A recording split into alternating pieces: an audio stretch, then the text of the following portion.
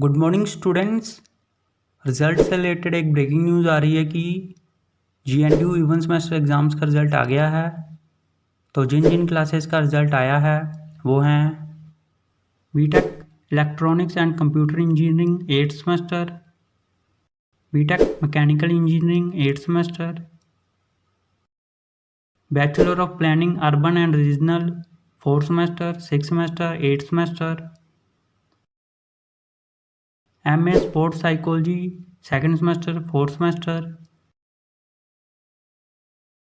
तो सभी students GNDU की ऑफिशियल वेबसाइट पर जाकर अपना अपना रिजल्ट चेक करें gnu.ac.in पर।